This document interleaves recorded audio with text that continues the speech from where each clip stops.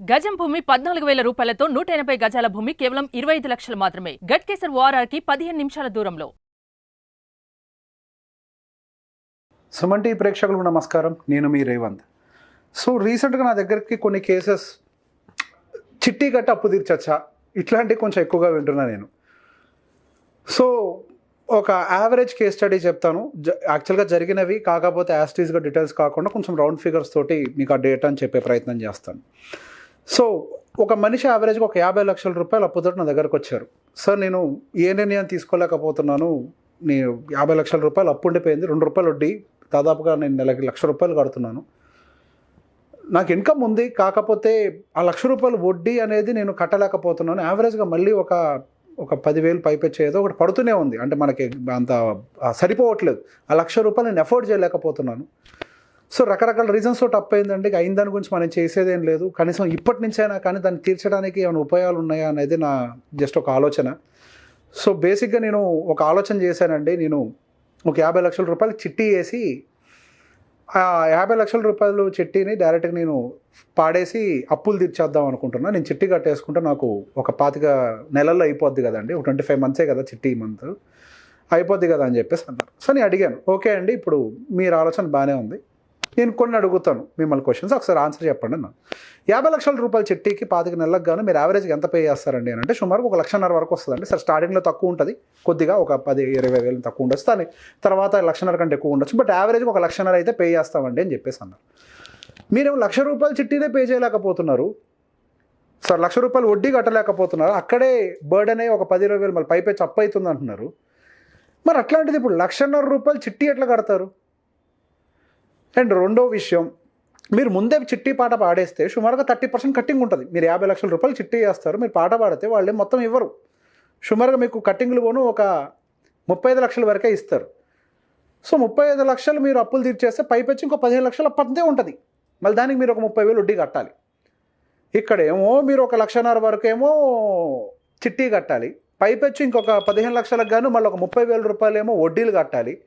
మీరేమో 1,00,000 కట్టలేకపోతున్నారు, మళ్ళీ ఇక్కడ ఒక 80,000 బర్డెన్ పెరుగుతుంది మీకు. ఈ 80,000 రూపాయలు బర్డెన్ని మీరు నెక్స్ట్ 25 నెలల పాటు కనుక క్యారీ చేస్తే మీ అప్పు మరొక 20 లక్షలకి వెళ్తుంది. మళ్ళీ అది ఖాళీగా ఉంటుందా? మళ్ళీ దానికి వడ్డీలు యాడ్ అవుతూ ఉంటాయి. మీకు ఇక్కడ 15 లక్షల రూపాయలు యావరేజ్గా ప్రీవియస్గా ఉన్నటువంటి అప్పు క్యారీ ఫార్వర్డు, మళ్ళీ ఇది కట్టలేక మరొక 20 లక్షల రూపాయలు కొత్త అప్పు, ఆల్టుగెదర్ మీకు ఒక 35 లక్షలు నెట్ అప్పు, మీరు దానికి వడ్డీ కట్టక వడ్డీ యాడే మళ్ళీ 40-45కే వెళ్తుంది. ఈ 25 నెలల పాటు మీరు సాధించింది ఏంటి అని అంటే, ఒక దగ్గర నుంచి డబ్బులు తీసుకొచ్చి ఇంకో దగ్గర పెట్టి, ఆ డబ్బులు తీసుకొచ్చి ఇంకో దగ్గర పెట్టి, ఇంకో డబ్బులు, ఇట్లా ఈ రొటేషన్లో యాజ్ ఇట్ ఈస్గా మీ 50 లక్షల రూపాయల అప్పుని అంతే 40-45గానే ఉంచారు. అదనంగా ఏం జరుగుతుందంటే ప్రతి నెల ఎవడప్పిస్తాడా అని చెప్పి మళ్ళీ కొత్తగా వెతుక్కోవాలి. ఫ్రెష్ అప్పులు ఎక్కడ దొరుకుతాయని వెతుకుతూ ఉండాలి. ఒకసారి దొరుకుతాయి, ఒకసారి దొరకవు. మీరు టైంకి ఒక్కోసారి చిట్టి కట్టలేరు, కట్టలేకపోతే వాళ్ళు పెనాల్టీలు వేస్తారు. సో బేసిక్గా ఇక్కడ మీరు ఒక అప్పు లూప్లో ఇరుక్కుంటున్నారండి. ఇది కరెక్ట్ కాదేమో ఒకసారి ఆలోచించండి.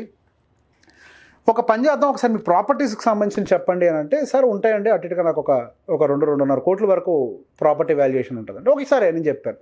మరి ఇట్లాంటి కండిషన్లో 50 లక్షల రూపాయలు అమ్మేసి మీరు అప్పు తీర్చేస్తే మీకు అసలు సమస్య ఉండదు కదండి అని అంటే, ప్రాపర్టీ ఎట్లా అమ్ముతామండి, అది చిన్న విషయం కాదు కదా, అమ్మేసి అప్పు తీర్చాడంటే అసలు ఊర్లో ఏమైనా ఉందా అండి, ఇంకా తలెత్తుకోగలుగుతామా అన్నాడు. నేను ఎప్పుడు చెప్తా, అసలు నా దగ్గరకు వచ్చే మ్యాక్సిమం కేసు ఇంతే అండి, తలెత్తుకోగలుగుతామా? ఇప్పుడు మాత్రం ఎత్తుకోగలుగుతారా చెప్పండి. పోనీ మీరు 25 నెలలు కష్టపడి ఇంత పని చేసిన తర్వాత మనం తలెత్తుకుంటారా? అందరి చుట్టూ అప్పుల కోసం తిరగాల్సిందిగా ప్రతి నెల, ఇప్పుడు మాత్రం ఆ సిచ్యువేషన్ ఉంటుందా? ఎప్పుడైనా ఒకటి విషయం గుర్తుపెట్టుకోండి, అప్పు తీర్చలేని వాడు ఆస్తి ఉంచుకోవడానికి అర్హుడు కాదు. అది ఎక్కువై మనం ఆస్తి మొత్తాన్ని మింగడానికి ట్రై చేస్తుంది, కానీ అది ఎప్పుడు సమస్యను సాల్వ్ చేయదు. బెటర్ సొల్యూషన్, మీరు 50 లక్షల రూపాయలు అమ్మేసుకొని మీరు అప్పును తీర్చేసుకోండి. మీరు అప్పును తీర్చేసుకుంటే మీ దగ్గర డబ్బులు మిగులుతాయి. మీరు ₹1,00,000 మీరు వడ్డీ కడుతున్నారంటే డెఫినెట్గా మీ దగ్గర ఎంతో కొంత సేవింగ్స్ ఉన్నాయి. హీనపక్షాలు 80,000 మీకు మిగులుతాయి. తిప్పి కొడితే 4 సంవత్సరాల్లో మీరు 50 లక్షలు సంపాదించేస్తారు. ఆ 80,000 తీసుకెళ్ళిపోయి మీరు మ్యూచువల్ ఫండ్లో 15%తో పెట్టండి. ఇప్పుడు ఏదో క్యాలిక్యులేషన్స్ 25%, 20% చేస్తున్నాయి, ఇవన్నీ 15%తో క్యాలిక్యులేట్ చేయండి. 4 సంవత్సరాల్లో 66 లక్షలు వస్తాయి. 5 సంవత్సరాలు ఇంకా పైపెచ్చే వస్తుంది. కావాలంటే అప్పుడు వెళ్ళి మళ్ళీ భూమి కొనుక్కోండి, ఎక్కడ పోగొట్టుకున్నారో అక్కడే పెట్టుకోండి. అట్లీస్ట్ ఇక్కడ మీరు 4-5 సంవత్సరాల్లో మళ్ళీ పోగొట్టుకున్నంత తిరిగి సంపాదించుకునే అవకాశం ఉంది. అట్లా కాకుండా మీరు మళ్ళీ చిట్టీలో కనుక ఎంటర్ అయ్యి దాన్ని పాడి దాన్ని కట్టలేక ఉంటే ఎన్ని సంవత్సరాలైనా ఆ లూప్లోంచి బయటికి అయితే రాము. ఎప్పుడైతే మీరు ఆ లూప్లోంచి బయటకు వస్తారో అప్పుడు ఫస్ట్ మీ ప్రొడక్టివిటీ పెరుగుతుంది, మనశ్శాంతి దొరుకుతుంది. ఎప్పుడైతే మనశ్శాంతి దొరుకుతుందో మీరు మీ పని మీద ఫోకస్ పెడతారు.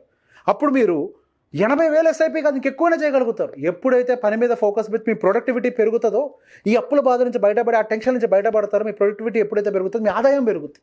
ఆదాయం పెరిగితే ఇట్లాంటి ఆస్తులు ఎన్నైనా కొనుక్కోవచ్చు. ఈ టెన్షన్లో పడి కొట్టుమిట్టులాడేదానితో కంపేర్ చేస్తే మీరు ఒక్కసారితో దీన్ని సాల్వ్ చేసుకొని మీ మనసుని ప్రశాంతం చేసుకొని మీ పని మీద మీరు ఫోకస్ పెట్టి మీ సంపాదన కొంచెం పెంచుకునే ప్రయత్నం చేయడానికి సాధ్యం అవకాశం దొరుకుతుంది. ఎందుకంటే ప్రశాంతత ఉంటుంది.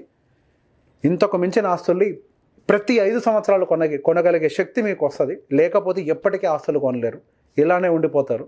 మీకు ఆ దారి కావాలా ఈ దారి కావాలో ఎంచుకోండి అని చెప్తాం. సో ఇక్కడ అందరికి ఒకటే చెప్తాను, ఏదైనా అప్పు అయితే ఏదో చిట్టి పాడేసి ఆ చిట్టితో కట్టేయాలి అది తీర్చేయాలి అని అంటే ఒకటే గుర్తుపెట్టుకోండి, మీరు వడ్డీలే కట్టలేనప్పుడు చిట్టి అమౌంట్ చాలా ఎక్కువ ఉంటుంది.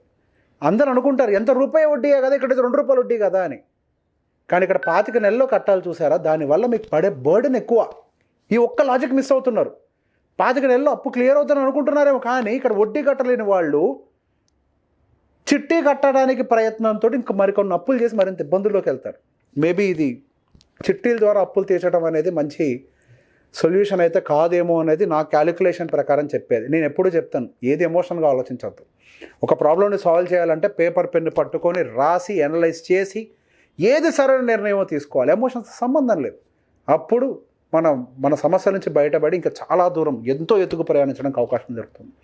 ఇలాంటి మిస్టేక్ ఎవరెవరైతే చేస్తున్నారో, ఎవరికైతే ఈ వీడియో ఉపయోగపడుతుంది అనుకుంటారో వాళ్ళందరికీ ఈ వీడియోని షేర్ చేయండి. Thank you very much.